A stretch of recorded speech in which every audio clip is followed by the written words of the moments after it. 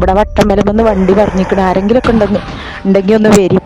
Hello, Vattamala ഒരു bus അപകടത്തിൽപ്പെട്ടിരിക്കണേ. എല്ലാരും ബസ്സാണ് പറഞ്ഞിരിക്കണേ. ആൾക്കാരും പെണ്ണുങ്ങളും കുട്ടികളൊക്കെ ഉണ്ട്. ഗ്ലാസും കൊണ്ട് വന്ന വണ്ടിയാണ്. മേലെ സ്റ്റാർട്ട് പറയുന്നത് പിക്കപ്പാണ്. വെട്ടിപ്പൊളിച്ച് എടുക്കാൻ കിട്ടിയിട്ടില്ല. എന്തെങ്കിലും ചെയ്യണമെന്നുണ്ടെങ്കിൽ ഫയർഫോഴ്സ് തന്നെ വരേണ്ടി വരുന്നു പറഞ്ഞിട്ട്.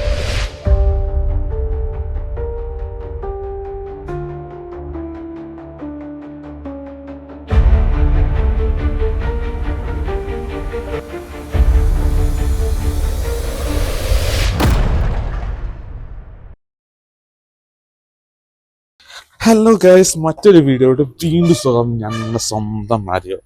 ഗൈസ്, നമ്മൾ സാധാരണ ചെയ്യുന്ന വീഡിയോ പോലെ അല്ല ഇത്.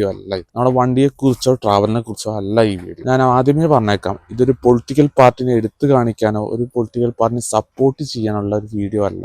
പകരം ഒരു നാട്ടിലുണ്ടാകുന്ന പ്രശ്നത്തെ ഞാൻ ആ പ്രശ്നമായി തന്നെ കാണിക്കുകയാണ്. അപ്പം നമുക്കെന്തായാലും ഇനി നേരെ ആ സ്ഥലത്തോട്ട് പോവാം. അപ്പോൾ ഗൈസ്, നമ്മളിപ്പോൾ എവിടെയാണെന്ന് നമ്മൾ നെന്മാറ സീരീസ് കണ്ടവർക്ക് മനസ്സിലായിട്ടുണ്ടാവും. അതേ ഗൈസ്, നമ്മൾ കരുവാരകുണ്ട് വട്ടമലയിലാണ് ഇപ്പോൾ നിൽക്കുന്നത്. നമ്മൾ ഇവിടെ വന്നത് എന്തിനാണെന്ന് ചോദിച്ചു കഴിഞ്ഞാൽ, ഈ നാട്ടിലെ ഈ വട്ടമലയിൽ നിന്ന് താഴോട്ട് ഇറങ്ങുമ്പോഴും മേലോട്ട് കയറുമ്പോഴും ഒരു കയറ്റുണ്ട്. ഓരോ ദിവസം കൂടുന്തോറും മരണങ്ങളുടെ എണ്ണം, ആക്സിഡൻറ്റുകളുടെ എണ്ണം കൂടിക്കൂടി വരികയാണ് ഈ കയറ്റത്തിൽ നിന്ന് വരുന്നത്. നിങ്ങൾ ഈ കാണുന്ന ഈ സ്ഥലമുണ്ടല്ലോ, ഇത് നമ്മുടെ പാലക്കാട് മലപ്പുറം മലയോര മേഖലയിൽ അതിർത്തി പങ്കിടുന്ന ഏരിയയാണ്.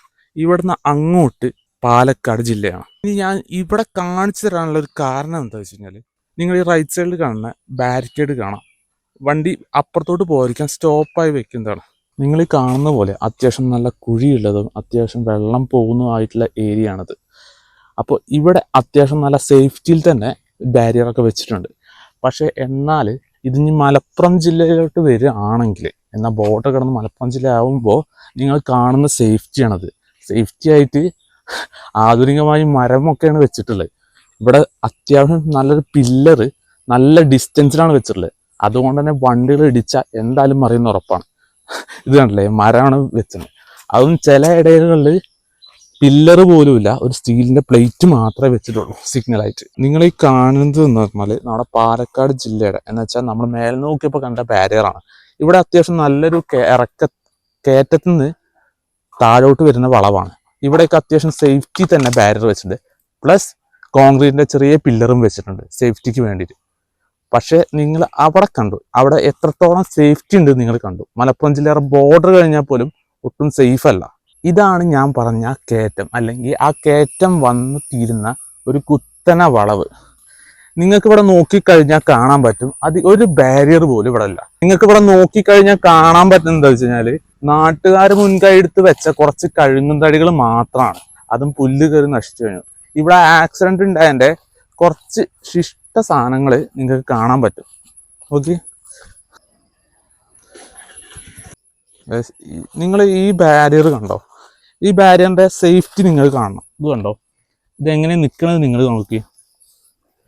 ഇത് ഒട്ടും കോൺക്രീറ്റ് ആയിട്ട് ഒട്ടും സ്ട്രോങ് അല്ല. അതും പോരായിട്ട് ഇത് വെച്ചേക്കുന്നത് ഒരു കൊടും വളവിലാണ്. സ്വാഭാവികമായിട്ടും വണ്ടി കുത്തിക്കഴിഞ്ഞാൽ ഇതുപോലെ തെറിച്ചു പോവല്ലാതെ ആ വണ്ടി നിൽക്കാൻ സഹായിക്കില്ല. ഇത് കാണാൻ പറ്റുമറിയില്ല. ഇത് കണ്ടോ, ഇത് കഴിഞ്ഞ കുറച്ച് ദിവസങ്ങൾക്ക് മുന്നേ ഉണ്ടായി എന്ന് പറയപ്പെടുന്ന ആ ആക്സിഡന്റിന്റെ ബാക്കി അവശിഷ്ടങ്ങളാണ്. ഇതൊരു ബസ് മറിഞ്ഞതിൻ്റെയാണ്. നിങ്ങൾ ആ കോൺക്രീറ്റ് ബാരിക്കേഡ് കണ്ടോ, അത് എത്ര അറ്റത്താണ് നിൽക്കുന്നുണ്ടോ? ഇത് ഒട്ടും ആ ഒരു കോൺക്രീറ്റ് പീസുമായിട്ട് ബന്ധിച്ചിട്ടില്ല. അത് അങ്ങനെ ഒരു പീസ് അവിടെ വെച്ചെന്നേ ഉള്ളൂ.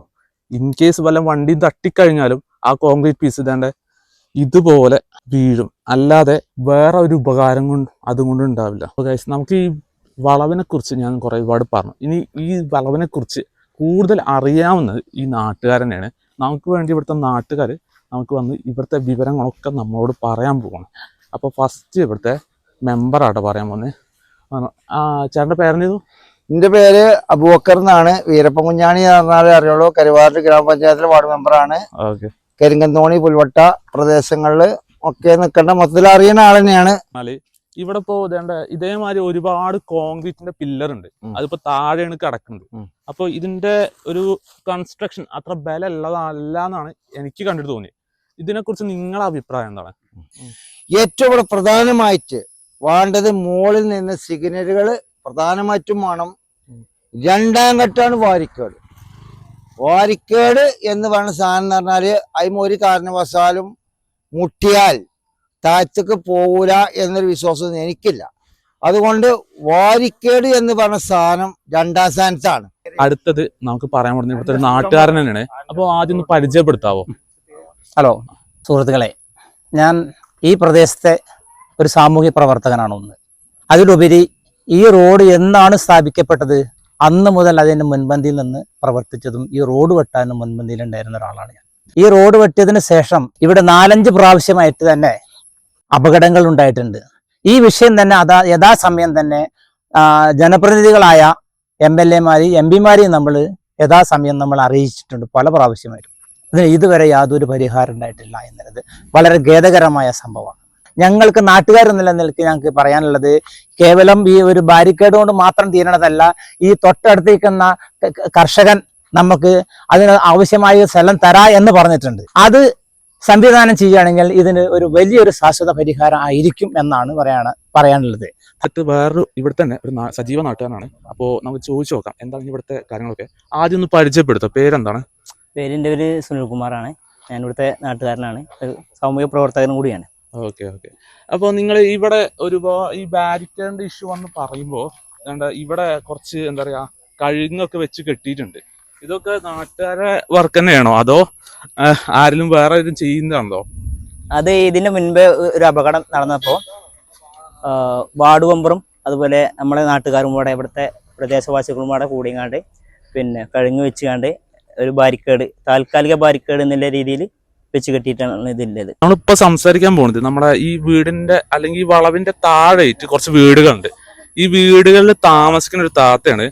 ഈ താത്തയാണ് ഇവിടെ കൂടുതൽ ആക്സിഡന്റ് ആകുമ്പോൾ വിളിച്ചു പറയാറ്.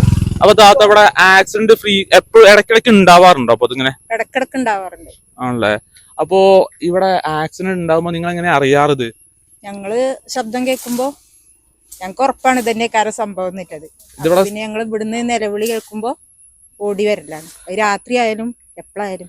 അല്ല, ഇതിപ്പോ ഇവിടെ ഒരു സ്ഥിരം സംഭവമാണോ? സ്ഥിരം ഒരു സംഭവമാണിത്. ഇതിപ്പോ ഒരു പുതുമ അല്ലാതെ ആയിട്ടുണ്ടല്ലേ? അല്ലാതെ ഞങ്ങൾ ഏത് സമയം അത് പ്രതീക്ഷിച്ചിട്ടാണ് കിടക്കുന്നത്. അപ്പോ ഇനി നിങ്ങൾ താഴ്ന്നു കേൾക്കുമ്പോ ഒരു ഇങ്ങനെ ആക്സിഡന്റ് ഉണ്ടായി കഴിഞ്ഞാൽ നിങ്ങൾ നിലവിളിയാണോ അതോ? നിലവിളി സൗണ്ട് ആദ്യം കേൾക്കും, പിന്നെ നിലവിളി കേൾക്കുമ്പോഴാണ് ഞങ്ങൾ ശ്രദ്ധിക്കും. അപ്പൊ ഓടി വരും അല്ലേ? അപ്പൊ കാണുന്ന കാഴ്ചകൾ മിക്കവാറും ആൾക്കാര് തന്നെയാണ്.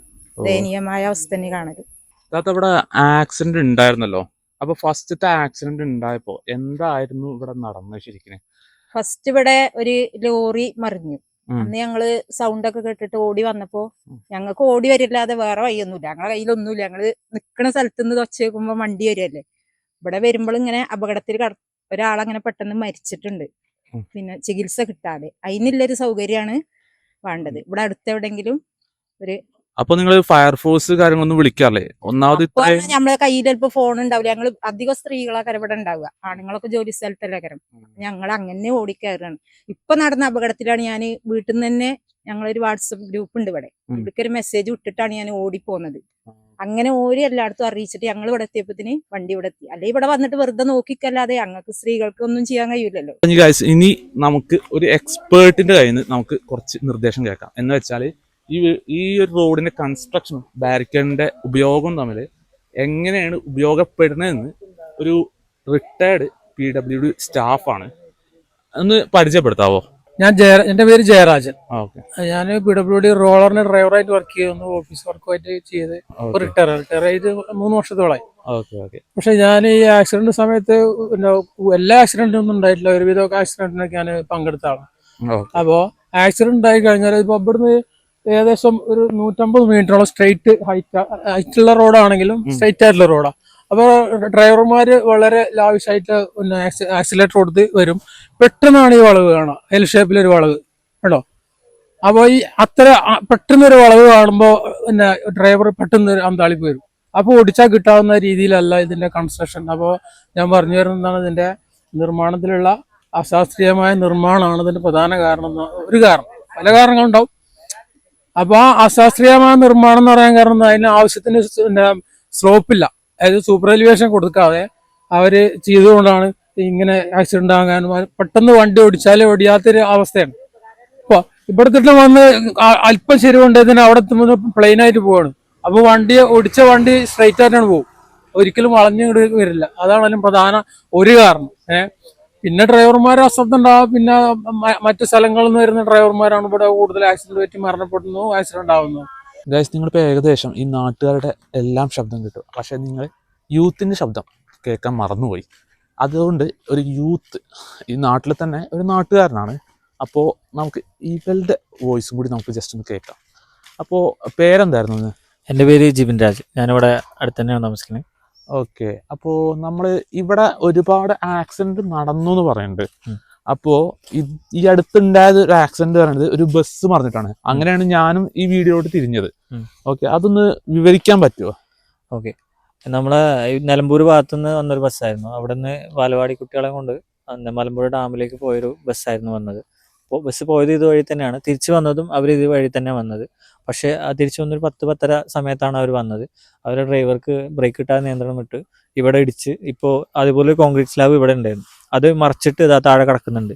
അത് മറിച്ച് നേരെ അവർ വീണ് ഈ 2 റബ്ബറിൻ്റെ ഇടയിലേക്ക് വീണു. സത്യം ഭാഗ്യം പറഞ്ഞാൽ ഇത് ഒരു റബ്ബർ ഉണ്ടായതുകൊണ്ട് തന്നെ ബസ് മറിയാതെ അതിൻ്റെ ഇടയിൽ കുടുങ്ങി. അതിനിടയിൽ കുടുങ്ങി നേരെ ലാൻഡ് ചെയ്ത പോലെ തന്നെ കുടുങ്ങിയത് കൊണ്ട് തന്നെ ആർക്കും വലിയ പരിക്കുകളൊന്നും ഉണ്ടായില്ല. കുട്ടികൾക്കാണെങ്കിലും ഒപ്പം രക്ഷിതാക്കൾക്കും ടീച്ചർമാർക്കും ആർക്കും പരിക്കൊന്നും പറ്റില്ല, ചെറിയ ചെറിയ പരിക്കുകൾ പറ്റുള്ളൂ. അതുകൊണ്ട് സത്യം പറഞ്ഞാൽ ഈ രക്ഷകരായ ഈ 2 റബ്ബർ ഉണ്ടായതുകൊണ്ട് അവർ കുഴപ്പമൊന്നുമില്ലാതെ രക്ഷപ്പെട്ടു. ഇതിപ്പോൾ ഇവിടെ എല്ലാ ഫില്ലറും തന്നെ, ഇതിപ്പോൾ വേറെ ആക്സിഡന്റിൽ ഫില്ലർ പോയതാ താഴെ. ഇതിപ്പോൾ ഈ ബസ് വീണതിൽ അപ്പുറത്തേതാ ഫില്ലർ വേറെ കിടക്കുന്നുണ്ട്. ഈ ഫില്ലർ ഉണ്ടായതുകൊണ്ട് വലിയ കാര്യമൊന്നും ഉണ്ടായില്ല. പക്ഷെ ഇടിയുടെ തോത് ചെറുതായി കുറഞ്ഞു. പക്ഷെ ബസ് ആണെങ്കിലും ഇവിടുന്ന് ഇടിച്ച വണ്ടികളൊക്കെ ആണെങ്കിലും താഴെ പോയിട്ടുണ്ട്. താഴെ പോയതിന്റെ ഭാഗമായിട്ടാണ് ഇപ്പോൾ പിക്കപ്പിൽ വീണ ആൾ മരിച്ചു പോയത്. പാലുവണ്ടിയായിട്ട് വന്നൊരു വണ്ടിയായിരുന്നു, പിക്കപ്പ് വന്നിടിച്ച് ആൾ തെറിച്ചു പോയി, ആൾ മരിച്ചുപോയി. അത് പറഞ്ഞ പോലെ ആ താത്താര് അവിടെ വന്നു, പക്ഷെ അവർക്കൊന്നും ചെയ്യാൻ പറ്റിയില്ല. ഈ വലിയ ഹിറ്റും വിറ്റുള്ള ആൾക്കാർ അവർക്കൊന്നും എടുത്തു മാറ്റാനോ അതൊന്നും കഴിയാത്തതുകൊണ്ട് തന്നെ ആൾക്ക് പെട്ടെന്ന് അവിടെ കിടന്ന് ചോര വാർന്ന് അങ്ങനെ ഇതാവുക. ഞങ്ങളെല്ലാവരും എത്തിയപ്പോൾ ആശുപത്രി കൊണ്ടുപോയി ആൾ മരിച്ചു പോവുകയാണ് ചെയ്തത്. ബാക്കിയുള്ളവരെല്ലാവരും രക്ഷപ്പെട്ടു. ഇപ്പോൾ ഈ സ്കൂൾ പിള്ളേർ വീണ ബാലവാടി കുട്ടികൾ വീണതാണെങ്കിൽ തന്നെ അവർ വന്നിട്ടാണ് അവരെ ഇറക്കി, കുട്ടികളെല്ലാം സമ്മാനിപ്പിക്കാൻ എല്ലാവരും അവരെ കൂടെ ഉണ്ടായിരുന്നു. ഞങ്ങൾ എത്തുന്നതിന് മുന്നേ തന്നെ അവരെ ആദ്യം എത്തിയിട്ടുണ്ടായിരുന്നു. സമീപവാസികളെ അവരെത്തിയിട്ടാണ് കുട്ടികളെ സേഫാക്കി, ടീച്ചർമാരെ സേഫാക്കി. ഞങ്ങൾ എത്തിയപ്പോൾ കുഴപ്പമൊന്നും ഉണ്ടായില്ല. ചെറിയ ചെറിയ പരിക്കുള്ള ആൾക്കാരെ നമ്മൾ അടുത്ത ഹോസ്പിറ്റലിൽ കൊണ്ടാക്കി, കുഴപ്പമൊന്നുമില്ല, എല്ലാവർക്കും സേഫാണ്. ഇപ്പോൾ ഈ ലാസ്റ്റ് നടന്ന ആക്സിഡന്റ് എല്ലാം സേഫാണ്. ഇതിന് മുന്നെയാണ് 2 മരണം സംഭവിച്ചു. ഇവിടെ ഒരു ഓട്ടോറിക്ഷ മറിഞ്ഞൊരു മരണം ഉണ്ടായി, പിക്കപ്പ് വീണതിൽ പാൽവണ്ടിയായിരുന്നു വീണത്, അതിലും ഒരു മരണം ഉണ്ടായി. വേറൊരു ആക്സിഡന്റ് ഉണ്ടായതിൻ്റെ ഒരു സൈറ്റും കൂടി നിങ്ങൾക്ക് കാണിച്ചു തരാം. എന്തായിരുന്നു ജിബിന് അല്ല പറഞ്ഞത്? അപ്പോൾ ജിബിന് എന്തായിരുന്നു അടുത്തൊരു ആക്സിഡന്റും കൂടി ആ ബസ് മറിഞ്ഞതിന് ശേഷം ഉണ്ടായെന്ന് പറഞ്ഞു.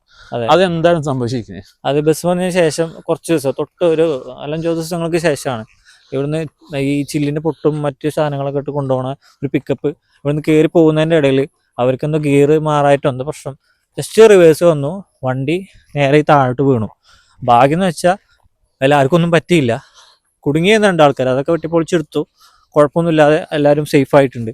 പക്ഷേ ബാക്കിലേക്ക് പോകുന്ന വണ്ടി തടയാനൊന്നും ഇല്ലാത്ത, ബാരിക്കേഡൊന്നും ഇല്ലാത്തതുകൊണ്ട് തന്നെ നേരെ അങ്ങോട്ട് മറിയാണ് ചെയ്തത്. ഭാഗ്യം കൊണ്ട് താഴെ കൊക്ക പോലെ കിടക്കുന്നത്, താഴോട്ട് പോവാതെ അവിടെ തടഞ്ഞു നിന്ന് രക്ഷപ്പെട്ടു.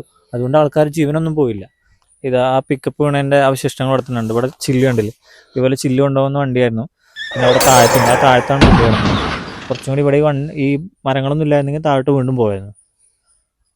ഇപ്പോൾ വണ്ടിയൊക്കെ മറിഞ്ഞു കഴിഞ്ഞാൽ എന്തായാലും രക്ഷാപ്രവർത്തനത്തിന് പോലീസാണെങ്കിലും ഫയർഫോഴ്സ് എത്താനാണെങ്കിലും സമയം ഉണ്ടാവും. അപ്പം നാട്ടുകാരുടെ സജീവ എന്താ പറയുക രക്ഷാപ്രവർത്തനത്തിൻ്റെ പേരിലാണോ ഇങ്ങനെ ജീവൻ രക്ഷപ്പെടുത്താൻ പറ്റുന്നത്? അതെ, ഒരുപാട് ജീവൻ ഇവിടുത്തെ നാട്ടുകാർ തന്നെയാണ് സത്യം പറഞ്ഞാൽ രക്ഷപ്പെടുത്തിയത്. കാരണം ഇവിടുന്ന് ഇപ്പോൾ ഫയർഫോഴ്സ് വരാണെങ്കിൽ പെരുന്തമണ്ണ അല്ലെങ്കിൽ തിരൂർ, അവിടെ നിന്നൊക്കെ ഫയർഫോഴ്സ് വരണം. പോലീസ് സ്റ്റേഷൻ അടുത്താണ്, പക്ഷെ അവർ വിവരം അറിയിച്ച് വരുന്നാലും സമയമുണ്ട്.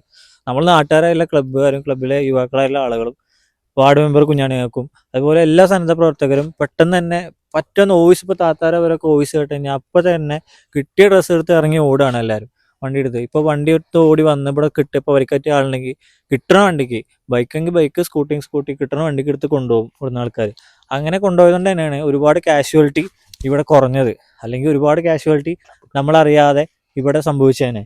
ഇവിടെ ആൾക്കാരെ സംയോജിതമായിട്ട് ഇടപെടലില്ലായിരുന്നെങ്കിൽ ഒരുപാട് കാഷ്വാലിറ്റി ഇവിടെ സംഭവിച്ചാണ്. നിങ്ങളിവിടെ കണ്ടത് ഒരു നാടിന്റെ മൊത്തം സങ്കടം. ഇത്രയും ആളുകൾ പറഞ്ഞു കഴിഞ്ഞ ശേഷം എനിക്ക് മനസ്സിലായത് ബാരിക്കേഡ് മാത്രമല്ല, അശാസ്ത്രീയമായ റോഡ് നിർമ്മാണവും വേണ്ട രീതിയിലുള്ള സൈൻ ബോർഡുകൾ ഇല്ലാത്ത ഈ റോഡിൽ ഉണ്ടാവുന്ന ആക്സിഡന്റുകൾക്കുള്ള പ്രധാന കാരണമാണ്. അതുകൊണ്ട് തന്നെ മതമോ കൊടിയുടെ നിറമോ നോക്കാതെ മറ്റൊരു ജീവൻ ഈ വളവ് കാരണം പൊലിയുന്നതിന് മുന്നേ ഈ വളവിന് വേണ്ട രീതിയിലുള്ള മാറ്റങ്ങൾ കൊണ്ടുവരികയും സൈൻ ബോർഡും ബാരിക്കേഡും വേണ്ട സ്ഥലങ്ങളിൽ സ്ഥാപിക്കുകയും ചെയ്യണമെന്ന് മേലെയുള്ള അധികൃതരോട് അഭ്യർത്ഥിച്ചുകൊണ്ട് ഞാൻ ഈ വീഡിയോ ഇവിടെ അവസാനിപ്പിക്കുക. Take care, right safe, see on the next video. This is me Mario signing off. ഈ വീഡിയോ അവസാനിക്കുന്ന ഒരു കാര്യം കൂടി നിങ്ങളോട് പറയാനുണ്ട്. നമ്മളെ ഈ ഒരു വീഡിയോ എടുത്തതിന് ശേഷം എന്നുവെച്ചാൽ 2 ആഴ്ചയ്ക്ക് ശേഷം നമുക്കൊരു കോള് വന്നു. രാവിലെ വീണ്ടും ഒരു ആക്സിഡൻറ്റ് ഇവിടെ ഉണ്ടായിട്ടുണ്ട് എന്ന് പറഞ്ഞിട്ടാണ് നമ്മൾ വിളിച്ചത്. ദുഃഖകരമായ കാര്യം എന്താ വെച്ചാൽ ഒരു ഉപ്പയും മോളായിരുന്നു ഈ ഒരു വണ്ടിയിൽ യാത്ര ചെയ്തിട്ടുണ്ടായിരുന്നു. നിങ്ങൾ ഈ താഴെ കാണുന്ന സ്കൂട്ടിയിലാണ് നമ്മൾ യാത്ര ചെയ്തിരുന്നത്. അതിൽ ഉപ്പ സ്ഥലത്ത് തന്നെ മരിച്ചുപോയി എന്നാണ് നമ്മളോട് പറഞ്ഞത്. അയലങ്ങാടി സ്വദേശികളായിരുന്നു ഇവർ. എടത്തനാട്ടുകാര റൂട്ടിൽ നിന്ന് ഇങ്ങോട്ട് വരുന്ന വഴിയാണെന്നു ഈ ഇറക്കിറങ്ങി വന്നു നേരെ പോവായിരുന്നു. ബ്രേക്ക് കിട്ടാതെ എന്നാണോ എന്താണോ അറിയില്ല, അത് നമുക്ക് വ്യക്തമല്ല. നേരെ പോയി അവർ അവിടെ വീണു. സ്പോട്ടിൽ തന്നെ വാപ്പ മരിച്ചു. മോൾക്ക് ചെറിയ പരിക്കോടെ അവിടെ രക്ഷപ്പെട്ടു എന്നാണ് നമ്മൾ പറയുന്നത്. നമ്മളെല്ലാവരും ഇവിടെ അതിന് പ്രതിഷേധങ്ങളും കാര്യങ്ങളും ഒക്കെ വിവരം അറിയിച്ചിട്ടും ഇതിന് നടപടിയില്ല. അതിന് ഫണ്ട് വെച്ചിട്ട് കുറെ ആയി. ഇതിന് ഫണ്ടുണ്ട്, അവിടെ ക്രാഷ് ബാരിയർ നിർമ്മിക്കുന്നൊക്കെ പറഞ്ഞ് കുറെ ആയി ജനങ്ങളെ പൊട്ടന്മാരാക്കണം. ആരാണ് ഇതിന് ഉത്തരവാദി? നിങ്ങളിപ്പോൾ കേട്ട ഒരു നാടിൻ്റെ മൊത്തം പ്രതിഷേധമാണ്. ഈ ഒരു പ്രശ്നം കൂടി ആയതോടെ ഈ നാട്ടിലെ നാട്ടുകാർ സഹി കെട്ടി ഒരുപാട് രീതിയിൽ സമരം നടത്തി, റോഡ് തടഞ്ഞു വരെ സമരം നടത്തി. എന്നിട്ടും അധികൃതർ ഒരു നടപടികളും പോലും എടുക്കുന്നില്ല എന്നാണ് ഏറ്റവും അത്ഭുതകരമായ ഒരു കാര്യം. ഇനിയും വേണ്ട നടപടി ഉടനെ എടുത്തില്ലെങ്കിൽ ഇതുപോലെ ഇനിയും ഒരുപാട് ജീവൻ നഷ്ടപ്പെടും എന്ന് പറഞ്ഞുകൊണ്ട് ഞാൻ ഈ വീഡിയോ ഇവിടെ അവസാനിപ്പിക്കാം.